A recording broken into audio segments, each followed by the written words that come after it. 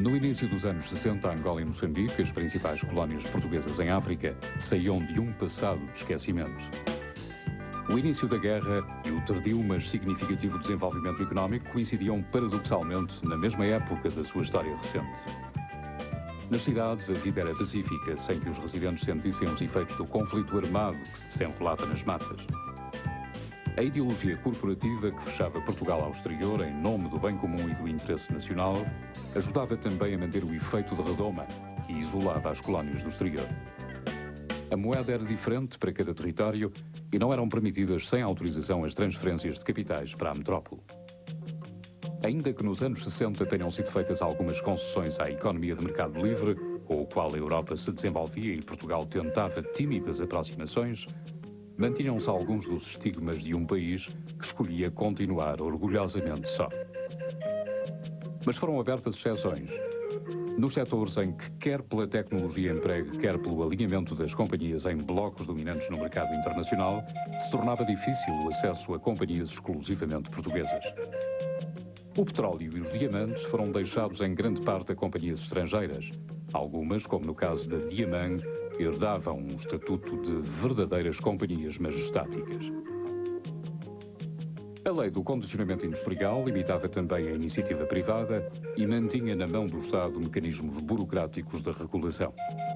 O Estado detinha participações em algumas companhias que considerava estratégicas, mas na prática o investimento de Lisboa continuava a ser escasso.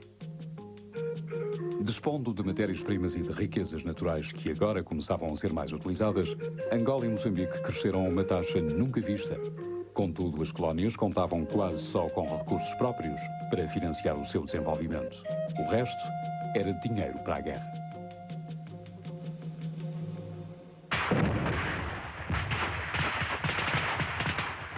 A 23 de janeiro de 1963, o PAIGC tinha-se juntado à luta armada iniciada 2 anos antes em Angola, abrindo-se agora uma frente na Guiné, a que em breve se juntaria a Frelimo no ano seguinte em Moçambique. Os soldados portugueses iriam encontrar aqui dos seus piores teatros de operações. O terreno quase nunca deixava vir o inimigo, mas não eram só os soldados da metrópole a lutar no conflito. Nós tínhamos a colaboração de efetivos muito grandes, recrutados localmente e na base do voluntariado. Na Guiné tínhamos 60%, em Angola e em Moçambique 50% das tropas das fileiras eram formadas por gente recrutada, sem distinguir entre brancos e pretos, gente recrutada localmente. As mudanças eram muitas. O esforço de guerra trazia às colónias o Presidente da República. Américo Tomás, embaixador no seu próprio país, preenchia a ausência de Salazar, que nunca visitaria as colónias, mesmo enquanto ministro do Ultramar. Seja quem for que tenha visto a luz da vida em Moçambique, é tão português como se tivesse nascido no Minho, a mais antiga província de Portugal. É esta peculiaridade que, de parcelas distantes e aparentemente diferentes, faz um todo único e homogéneo, amalgamando as almas numa só alma, a alma da pátria lusitana. Com a vigilância internacional sobre as potências coloniais, foi decidido alterar a nomenclatura. Em vez de colónias, passariam a haver províncias ultramarinas. Sendo que a população branca não chegava a corresponder a 5%, o equilíbrio da situação política e militar passava pela colaboração de parte da população negra na manutenção da presença portuguesa. Enquanto os nossos soldados, na terra, no mar e no ar, tão abnegadamente velam pela defesa da nossa soberania, continuaremos a construir o edifício da pátria pluricontinental que Deus nos deu e que adquire uma nova dimensão quando olhada do longínquo Timor ou das praias do Índico em direção à Foz do Tejo, de onde um dia saíram as caravelas que a deletaram pelo mundo. Do outro lado do mundo, a presença portuguesa estava menos comprometida militarmente. A importância económico-estratégica era muito mais reduzida do que a das colónias africanas. A longa estada portuguesa tinha muito de simbólico. A população não se tinha miscigenado profundamente. Os falantes do português eram em pequeno número e as conversões aos padrões religiosos ocidentais, mesmo em Timor dos anos 60, eram reduzidos. Portugal firmava o seu orgulho imperial mais na história da sua presença colonial ou do seu passado de descobridor do que na da mistura de raças e na profunda interpenetração cultural. Em Macau, só cerca de 6% da população era cristianizada e dos cerca de 300 mil habitantes, só cerca de 7 mil, pelos seus laços culturais ou de sangue, eram considerados macaenses. A distância e as prioridades deixavam cada vez mais que o território tomasse conta dos seus destinos, enquanto que a metrópole descobria formas de retirar as vantagens da cooperação económica com organismos internacionais. Portugal é membro fundador da Organização do Tratado do Atlântico Norte.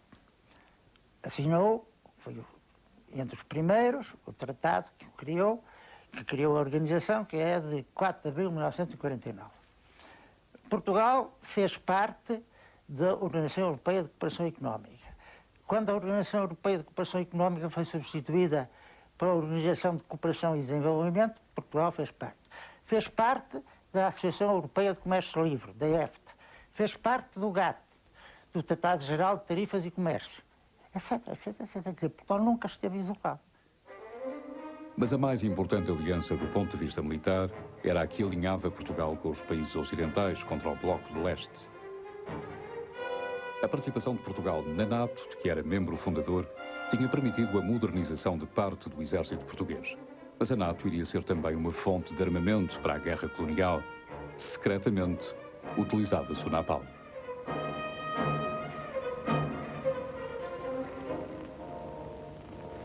One village that we entered looked as if it had been completely scorched by fire. In the wreckage, there were fragments of bombs. Some of the people who had lived here came out of hiding to tell us what had happened. On a day in March, Portuguese planes had come over, strafing the village, and then had dropped fire bombs. Some people had been killed, and the rest had fled. This was the first of a half-dozen such villages burned out by napalm bombs that we would see during the trip. Dos hospitais improvisados no mato, sem condições e, de início, com pouca ajuda financeira, a guerrilha mantinha as operações funcionando com bases nas fronteiras. À falta de armas de fogo, treinava-se com armas improvisadas. Os guerrilheiros, a quem por extensão dos massacres de Angola se passou a chamar terroristas, eram na maioria muito jovens e estavam à imagem dos soldados portugueses também, muitas vezes longe de casa.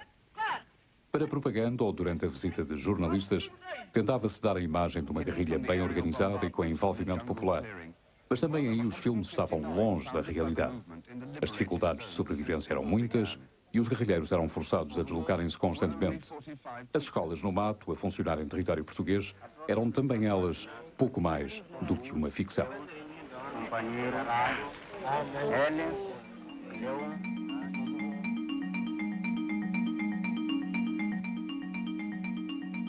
Do lado português compunham-se quadros de um ensino quase perfeito, de grande qualidade e, sobretudo, para efeitos de propaganda, aberto em igualdade a todos os escalões sociais, credos e raças.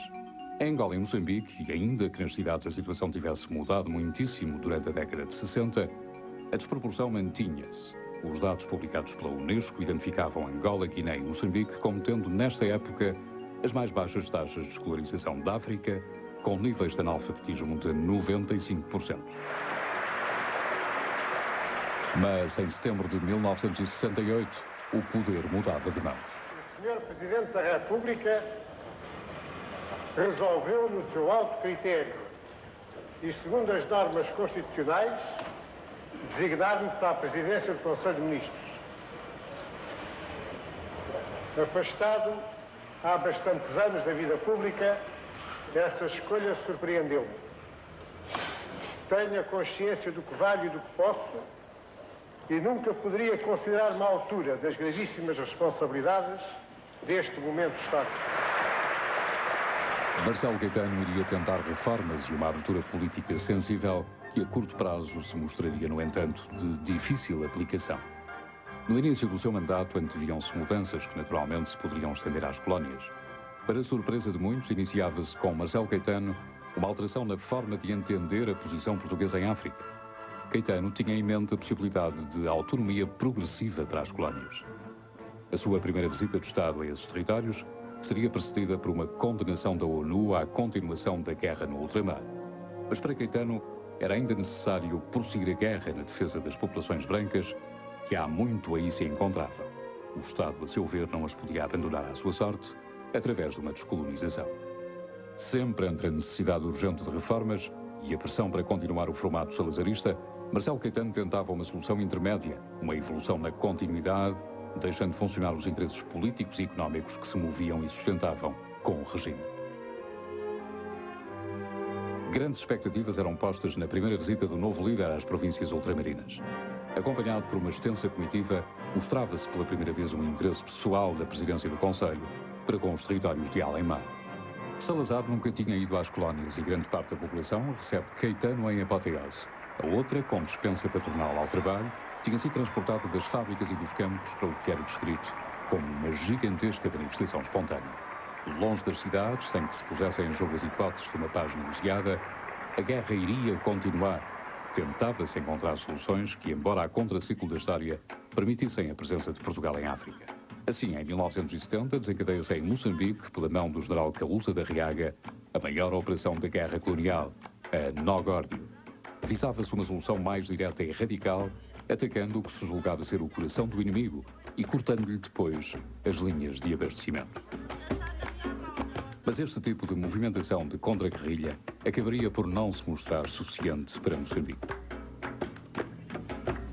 A ideia tinha sido utilizar a Albufeira de Cabarabaça para impedir a progressão da Frelimo para sul, mas o projeto não era fácil de executar.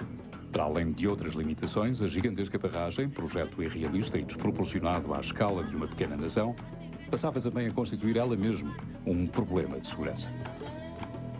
O investimento de muitos milhões de contos nunca iria encontrar rentabilização, transformando-se a obra naquilo a que os seus detratores chamavam o maior elefante branco do regime.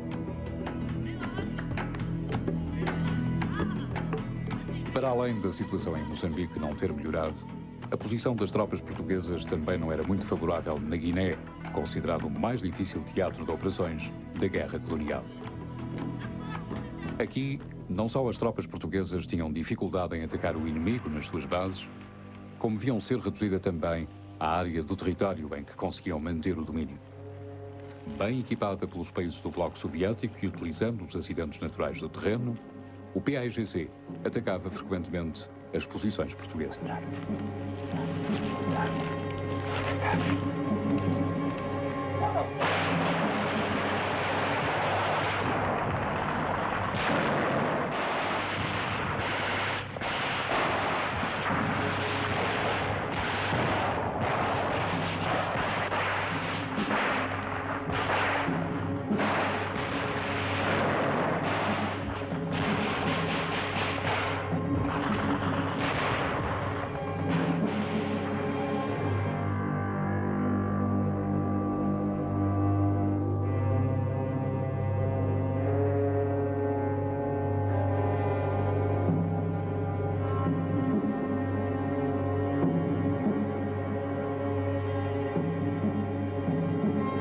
O estratego principal da movimentação militar sob a égide de Marcelo Caetano, por si nomeado em 1968, seria António de Spínola.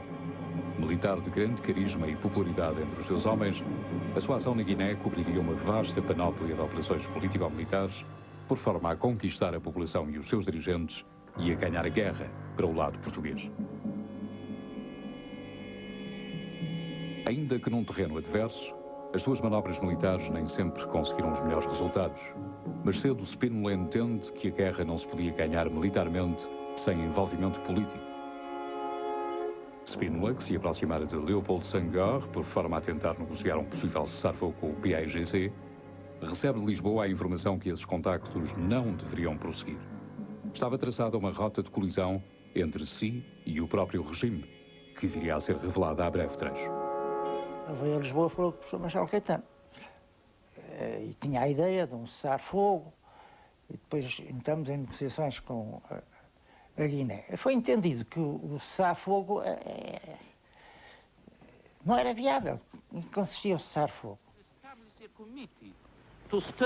Na ONU, a posição portuguesa ia colecionando derrotas. Em outubro de 1972, o discurso do representante português Rui Patrício era boicotado com a maioria dos delegados a abandonarem a sala. Dias mais tarde, era o reconhecimento do PAIGC como legítimo representante do povo da Guiné e a condenação de Portugal como ocupante ilegítimo. Mas a posição de Portugal não iria mudar por enquanto. Nós tínhamos uma posição jurídica muito forte, uma posição política assente nessa posição jurídica e sempre conseguimos que essas deliberações da ONU nunca se concretizassem nos factos de uma maneira contundente contra Portugal. Então, aí também esse isolamento era muito formal, era de repercussão na mídia, de repercussão na imprensa, na televisão, mas não se traduzia nos factos. O ano de 1973 iria ser manchado por incidentes que expunham a posição portuguesa às vozes mais críticas. Amílcar Cabral, o líder histórico do PAIGC, era assassinado em janeiro de 1973, sob suspeitas, embora pouco fundadas, de participação portuguesa. Em junho, era também trazido a público pelo padre Hastings um massacre efetuado em finais de 72 pelas tropas portuguesas em Viriamu, Moçambique. O acontecimento não só enfraquecia a imagem de Portugal no estrangeiro, onde o governo se continuava a apresentar como uma vítima da guerrilha armada pelos interesses internacionais, como também feria profundamente a lógica utilizada por Portugal, que se escudava nas críticas, apresentando o conflito colonial como uma legítima guerra de defesa das populações contra o terrorismo que o mundo conhecia através das fotos dos massacres de 61. Como se não bastassem os inexplicáveis massacres de Viriamu, a sua denúncia veio a lume dias antes da visita de Estado que Marcelo Caetano tinha agendado a Londres, na esperança de conseguir apoios para a causa nacional por parte dos nossos velhos aliados. Em vez de um clima ameno, o chefe do governo era recebido por um pequeno grupo de manifestantes, mas suficiente para denegrir aos olhos da imprensa internacional a já débil posição de Portugal enquanto potência colonial. O resultado da viagem ia saldar-se por um fracasso. O apoio dado pela imprensa britânica à posição defendida pelos movimentos de libertação, nos dias que antecederam a chegada do Presidente do Conselho à capital britânica, tinha criado a dose certa de desconforto. A posição de Caetano dentro e fora de Portugal via-se cada vez mais enfraquecida. As reivindicações no ano de 73 atingiam também o Exército. Os oficiais de carreira, que suportavam o principal fardo da luta anti-guerrilha, sentiam de forma especial a pressão da guerra. Em julho de 73, a saída de um decreto que prejudicava as suas carreiras face aos milicianos foi a gota d'água. Iniciava-se o movimento dos capitães. Por enquanto, era um movimento reivindicativo da classe militar que só pouco a pouco se tornaria em movimento político. Os decretos foram pressionados por esses oficiais que eram muitos, oficiais milicianos, e que queriam ter uma situação estável nas tropas, sobretudo no Exército. Além disso, também havia uma necessidade de aumentar os quadros dos oficiais do Exército, porque realmente os oficiais que saíam da escola militar eram insuficientes para assumir as funções, não só de instrutores, como, sobretudo, comandantes das forças operacionais. Portanto, havia vantagem que eles entrassem. O que era inconveniente é que eles entrassem de qualquer maneira, sobretudo prejudicando aqueles que tinham adquirido, por terem concorrido à escola militar, um certo número de direitos. No início de 74, Marcelo Caetano via as críticas subirem de tom com a publicação do livro Portugal e o Futuro. Aí, António Spínola, seu antigo aliado, contestava a política ultramarina do governo e defendia a autodeterminação dos territórios, propondo como solução colonial a formação de Estados federados. Marcelo Caetano, já completamente isolado, tenta ainda reafirmar a política do governo. Manter o caráter português que há de moldar o futuro das nossas províncias ultramarinas.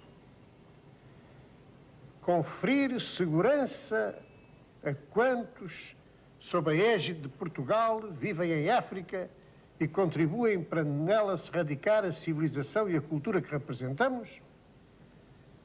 Eis uma causa que justifica os sacrifícios económicos e o tributo de sangue da nação. 3 dias depois de Marcelo ter pedido sem efeitos a sua demissão, os oficiais generais declaram ainda a sua lealdade ao governo. cumpriremos o nosso dever, sempre e onde quer que o exija o interesse nacional. Tinham faltado Spínola e Costa Gomes, que seriam demitidos no dia seguinte do Estado-Maior-General das Forças Armadas. Enquanto se combatia ainda em África, preparava-se na metrópole um levantamento militar para derrubar o regime que vigorava há quase meio século em Portugal. Estava aberto o caminho para o fim da guerra colonial.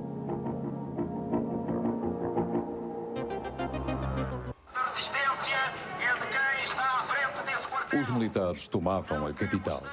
O movimento dos capitães que conspirara contra Marcelo Caetano tinha vencido a pouca resistência que se lhes tinha oposto. Nem a maioria dos militares mais conservadores, que 2 meses antes haviam declarado a sua lealdade a Caetano, tinham desembainhado a espada para defender o regime. A população na rua confirmava a irreversibilidade da revolução.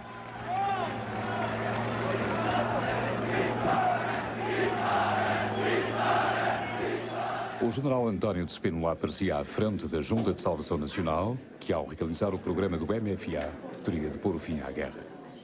Em Lisboa, manifestações já enquadradas por movimentos políticos da esquerda revolucionária exigiam o fim do conflito e que nem mais um soldado fosse para as colónias. Mas só em julho seria assinado um primeiro cessar-fogo com a UNITA em Angola. A formação de um governo provisório em nada vem sossegar um país em intensa agitação política. O descalabro da frente interna em relação à guerra era absoluto, porque os militares no ultramar já não se queriam bater e na frente interna eram todos os dias manifestações a dizer nem mais um soldado para as colónias. Portanto, essa é que era a situação, tem que perceber isso. Portanto, nós, se queríamos acabar com as guerras, e esse era o primeiro objetivo, tínhamos que negociar apenas com quem as fazia. A vantagem negocial encontrava-se do lado dos movimentos de libertação que, contra Spínola, queriam somente fazer a paz sobre o compromisso do direito à autodeterminação. Mário Soares encontra-se com os representantes da Frelimo em Lusaka e avança secretamente nesse sentido, sendo Spínola, por pressão do MFA, obrigado a desistir publicamente das suas teses de uma federação de Estados.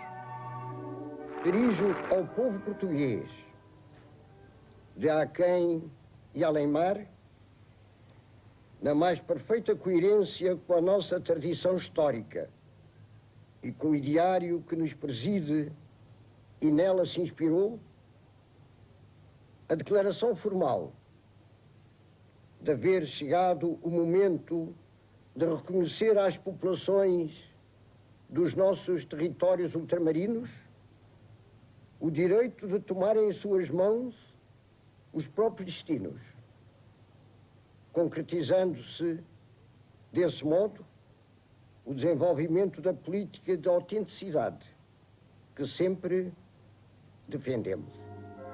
É publicada nesse sentido a Lei 774, que reconhecia o direito dos povos dos territórios ultramarinos à autodeterminação, incluindo também o seu direito à independência.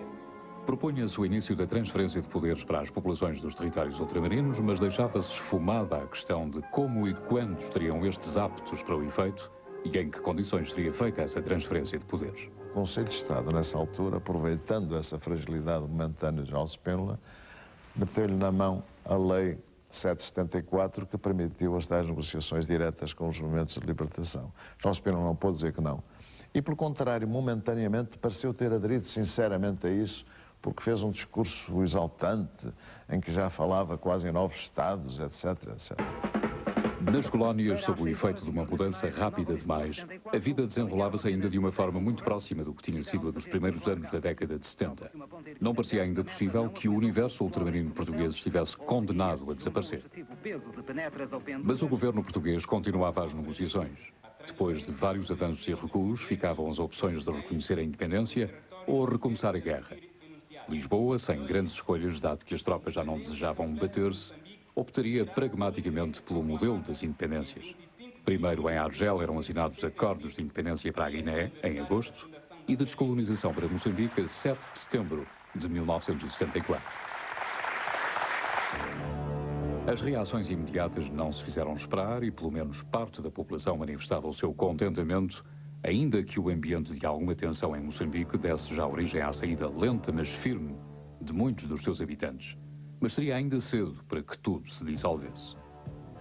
Setores de colonos radicais tentam inverter a lógica das independências e ocupam o aeroporto e a rádio em Lourenço Marques. Desencadeia-se um clima de violência racista onde seriam mortos dezenas de africanos. Estava instalado um ambiente de insegurança.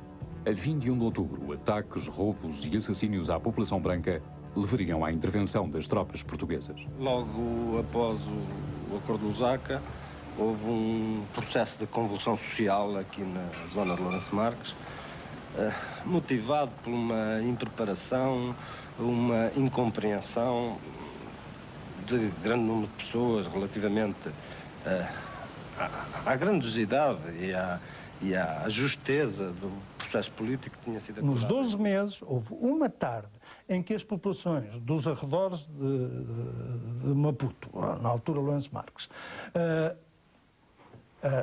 fizeram atos hostis aos colonos portugueses e houve mortes. Durante uma tarde, enquanto as tropas portuguesas e da Frelimo, que foram ações conjuntas, não chegaram lá aos locais. Mas em Angola, ainda que com menor intensidade, os incidentes repetem-se e a população teme uma escalada de violência. As críticas ao alto comissário português acumulam-se e sobe de tom a contestação dos colonos. E eu não tinha outro remédio, eles ocuparam a Câmara e eu o que é que havia de fazer? Mandava-os ocupar. E tropas? Tinha que obedeciam só quando lhes apetecia. Não era tão fácil comandar as tropas em Angola. Em Lisboa, Vasconcelos, como primeiro-ministro desde julho de 74 e principalmente depois da saída de Spínola em 30 de setembro, tentava acelerar o processo de descolonização num clima de acesa luta pelo poder. Vão mais democráticos. Nós sentíamos que a nossa situação estava a degradar-se. Primeiro, o problema de Angola tinha influência na degradação da situação interna em Portugal. A situação interna em Portugal, como se sabe, havia aqui uma luta intensíssima pelo poder e mais, os partidos políticos em Portugal tinham-se aliado completamente do problema colonial, disseram, isto é para os militares. Portanto, os próprios partidos políticos estavam interessados em que o movimento das colónias fosse resolvido antes deles chegarem ao poder, isto é, antes da Constituinte lavrar a Constituição e, portanto, transformar Portugal numa democracia. Eles queriam esse problema resolvido antes. O Estado português... Com os esforços no terreno para a reorganização do MPLA, a que não era estranha a ação do MFA de Angola e a capacidade para convencer todas as partes na assinatura de um texto conjunto, a 15 de janeiro de 75, assinava-se no Alvor o documento que serviria de base à descolonização de Angola. O enfraquecido poder político dos partidos mais moderados sujeitara-se à força do MFA e de Vasconcelos, que ditavam pela parte portuguesa as condições do acordo. De Angola à independência.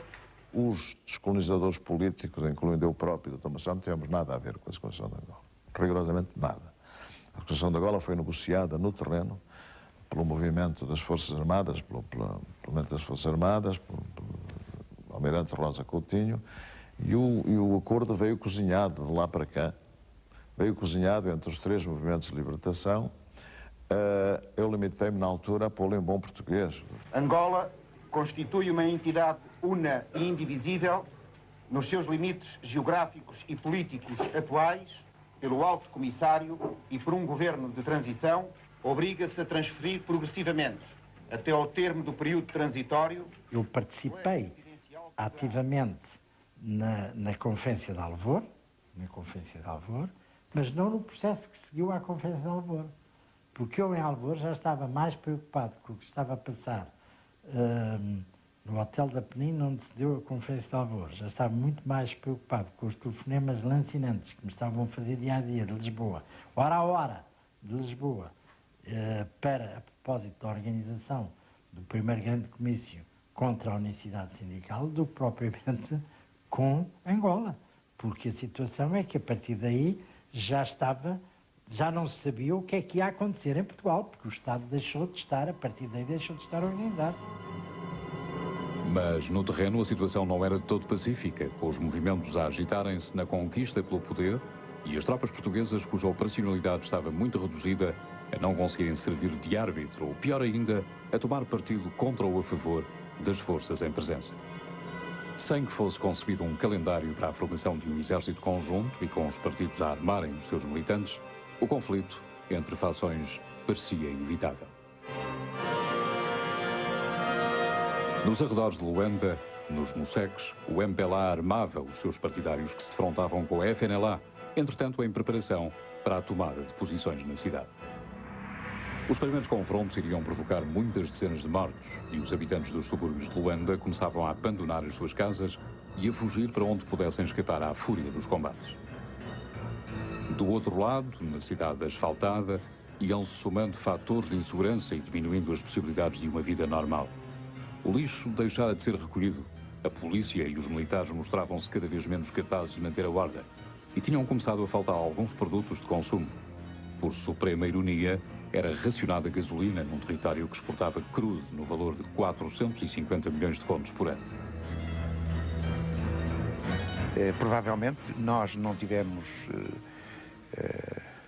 a antevisão, a previsão do que iria acontecer quando esses jovens chefes guerrilheiros chegassem a Luanda, no caso de Angola, e começassem a reclamar para eles o poder político. E que em grande parte, desprezassem os acordos que tivessem sido feitos, ou os compromissos que tivessem sido estabelecidos. Para além dos conflitos entre grupos, outros surgiam entre tropas portuguesas e guerrilheiros. A mudança de estatutos e posições relativas parecia ter sido muito rápida. Os movimentos armados, que agora atuavam em Luanda, nunca tinham deixado de ser, para alguns militares, os inimigos de há menos de um ano atrás. Do outro lado, as provocações e as prepotências dos guerrilheiros, agora instalados na capital angolana, iam-se somando como fatores do conflito que explodia no centro da cidade. Trazido para aqui, portanto, certamente ferido.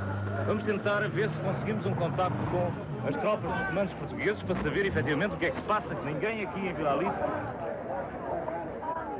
Como é que se ia controlar essa situação com uma grande parte dos setores dos movimentos de libertação também em luta uns com os outros. A luta iria tomar a forma de uma guerra civil entre os movimentos que tinham assinado meses antes o Acordo de Alvor. O combate nas ruas e a destruição de edifícios, principalmente onde se encontravam as sedes dos partidos, iria transformar para sempre a bela cidade de Luanda. O controle de Angola era agora mais do que nunca essencial para as duas superpotências. O MPLA continuava a receber ajuda da União Soviética e a FNLA dos Estados Unidos. No meio, iriam ficar os habitantes de Angola. Com mortos nas ruas e sem dúvidas quanto a um futuro pouco risonho, os seus habitantes exigiam do governo e apelavam à comunidade internacional a saída do país. Num curto espaço de tempo, muitas dezenas de milhares de homens, mulheres e crianças iriam tentar abandonar Angola, deixando para trás quase tudo o que haviam possuído.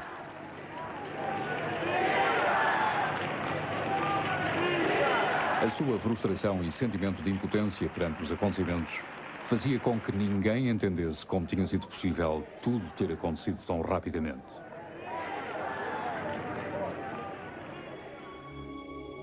Preparavam os caixotes para deixar um território a que muitos chamavam ainda seu, pois aí tinham nascido.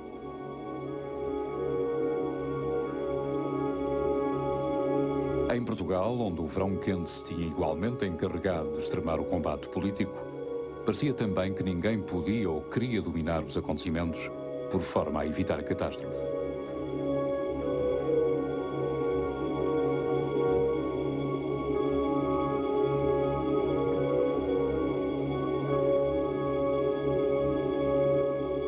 Pouco a pouco, um após outro, os portugueses de Angola foram embarcando ou entrando nos aviões da ponta aérea com um pouco mais do que traziam no corpo.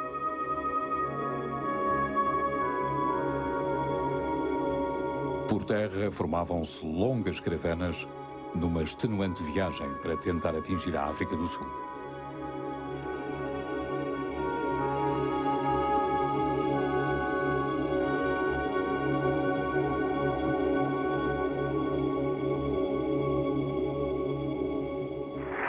Também em Moçambique tudo tinha mudado, mas aqui o processo estava um pouco mais controlado depois da violência do ano de 74.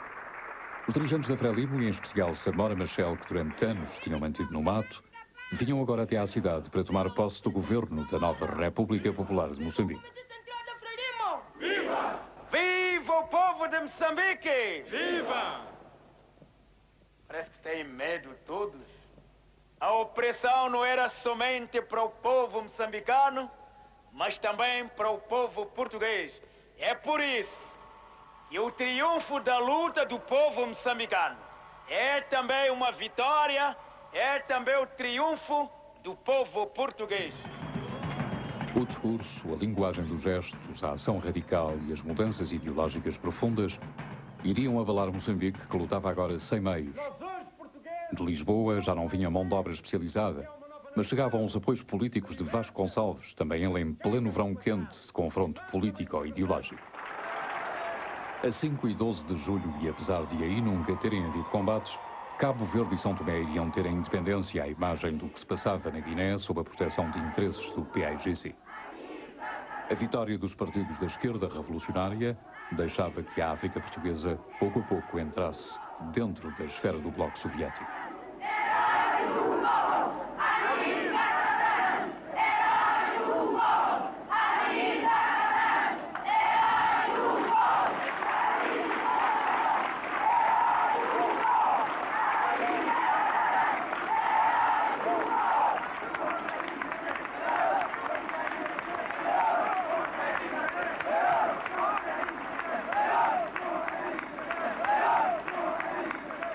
A maneira como nós agimos foi objetivamente favorável aos interesses da União Soviética. Não porque estivéssemos a soldo dos interesses da União Soviética, mas porque isso correspondia à situação histórica. Em Angola, o confronto continuava sem que se conseguisse um governo de unidade nacional. A FNLA e a UNITA iriam perder o controle de Luanda para o MPLA, que aí acabaria a 11 de novembro por declarar a independência de Angola. Senhoras e senhores membros dos órgãos de informação, dirijo-me também, por vosso intermédio, ao resto do mundo, para que tome conhecimento da forma pela qual Portugal se viu na necessidade de proceder à concretização do importantíssimo ato que hoje se realiza. Lamento sinceramente não me ser possível tomar parte em qualquer cerimónia comemorativa da hora maior do povo angolano.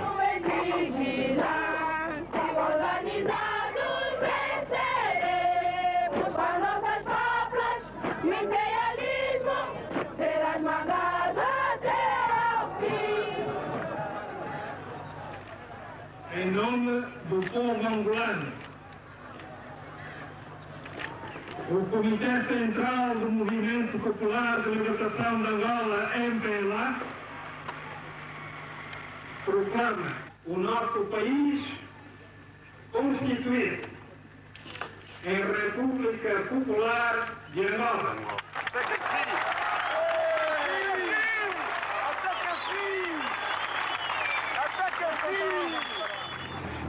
Mas a independência não iria trazer a paz. Os tanques reiniciavam os combates pelo domínio de um país fragmentado. Tanto o MPLA como a FNLA e a UNITA iriam contar com apoios estrangeiros em homens e material. O acordo de Alvor seria parcialmente suspenso em agosto, com a entrada de tropas de Cuba e da África do Sul, entre outras, a servirem o interesse dos dois blocos em confronto. Os últimos militares partiam, juntando-se aos quase 400 mil portugueses que, em menos de 2 anos, tinham deixado a África pela última vez. Esquecida desde sempre nos antípodas, Timor estava também a passar pela ebulição que atingira as colónias africanas. Desde logo com a formação de partidos e a antevisão da independência. Mas as fações partidárias depressa se envolveram em confrontos. A UDT, partido que defendia o federalismo com Portugal, iria tentar logo em agosto um golpe que travasse o ímpeto revolucionário da Fretilin. Como resultado deste muito sangrante conflito armado entre as fações, iriam morrer em Timor cerca de 60 mil pessoas nos próximos meses, num violentíssimo clima de guerra civil. O exército português, sem meios para se interpor e assegurar a defesa do território, dividido e enfraquecido ainda pela colaboração de alguns dos seus soldados com a Fretilin, tinha abandonado o terreno e fugido para a ilha de Ataúro, deixando para trás o material bélico que iria ser destruído ou tomado pelas forças em confronto. A Fretilin viria a vencer, empurrando as forças da UDT para a fronteira. Mas ao largo, os militares indonésios, que desde o início haviam manipulado os interesses em Timor, iriam pôr fim à aventura da esquerda. Contando com o apoio da Austrália e dos Estados Unidos, que apostavam na derrota das forças revolucionárias, a Indonésia invade o território a 16 de outubro de 1975. Aos bombardeamentos efetuados pela Marinha Indonésia, seguem-se ações combinadas com tropas anfíbias e paraquedistas. Os soldados da Fretilin, que haviam em desespero declarado a independência antes mesmo da invasão pelas tropas de Jakarta, são empurradas para as montanhas, de onde tentam a grande custo sobreviver e organizar a resistência. Mas a ação indonésia é de uma extrema violência, com as suas tropas a chegarem rapidamente a Dili, onde são mortas num só dia mais de 2.000 pessoas, entre homens, mulheres e crianças. Apesar dos protestos internacionais e também os de Portugal, que resultaram na condenação da invasão de Timor pela ONU, a chacina iria continuar e durante meses as tropas indonésias iriam violar, torturar e assassinar toda uma população que se lhes opunha ou que simplesmente se via apanhada entre dois fogos. Em apenas meses morreriam dezenas de milhares de timorenses. Nas montanhas, a resistência continuaria durante meses e depois anos, perante a incapacidade de se implementarem as sucessivas censuras internacionais. Os timorenses morriam e viam-se batidos pelo esquecimento, pelo poder da Indonésia e pela abstenção dos Estados Unidos.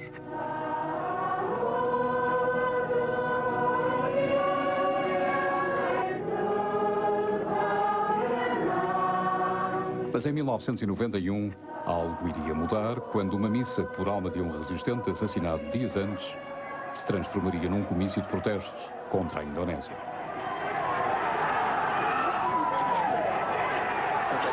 Não era a primeira vez que tal acontecia, pois os timorenses continuavam a arriscar a vida pela sua terra. Mas desta vez, em vez de morrerem no esquecimento, a sua paixão seria filmada para o mundo por um jornalista inglês. No perímetro do cemitério de Santa Cruz, os soldados iriam atirar sobre os manifestantes que, entretanto, se atropelavam para encontrar refúgio dentro do cemitério. Acabariam por morrer mais de 200 pessoas, todas elas muito jovens.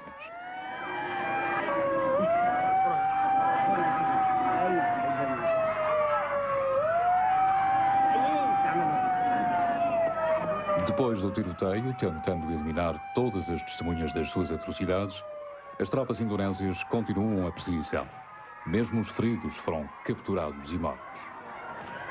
No confronto, são também feridos 2 jornalistas estrangeiros que irão testemunhar os factos passados em Santa Cruz. Quem se dirigia para o hospital de Dili ou a ida ou entrada para tratamento seria também assassinado. Mas o testemunho filmado iria deixar o mundo com as imagens e uma prova inegável da brutalidade do regime indonésio.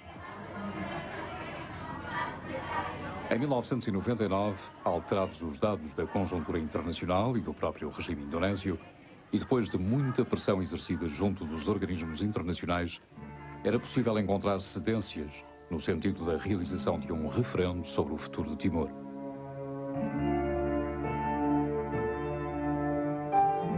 O resultado é o esperado. The result is 94,388 or 21% voted in favor. I repeat, 94,388 or 21% in favor, and 344,580 or 78.5% against the proposal for special autonomy. Mas enquanto ainda se festejava a vitória da escolha pela independência, já as milícias pró-indonésias assassinavam timorenses. Começava uma onda de destruição que iria percorrer todo o território e fazer voltar ao mundo as imagens que já ninguém pensava poder ver de novo. Os civis desprotegidos tentavam fugir de qualquer forma ou recolher-se junto de embaixadas e representações de organizações internacionais para tentar salvar a vida.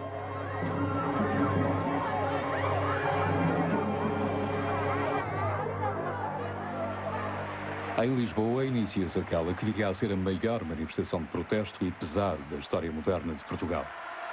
De norte a sul do país, milhares de portugueses pareciam querer prestar finalmente a ajuda ao povo de Timor. E a 10 de setembro de 99 recebem em apoteose Dom Ximenes Belo, um dos símbolos da resistência e da coragem do povo de Timor. Nas janelas são colocados sinais de protesto e de luto, e as manifestações sucedem-se. O ultimato de 1890 parecia repetir-se, e a piedade misturava-se, por certo, com os sentimentos de perda e de ultraje de emanação inteira, onde a esquerda e a direita se uniam num conseguido fim comum: libertar Timor. Muitos anos passados, fechava-se sobre si a mais longa permanência da história portuguesa. Um ciclo de 5 séculos tinha chegado ao fim. Com ele, encerrava-se para a história o último Império Europeu.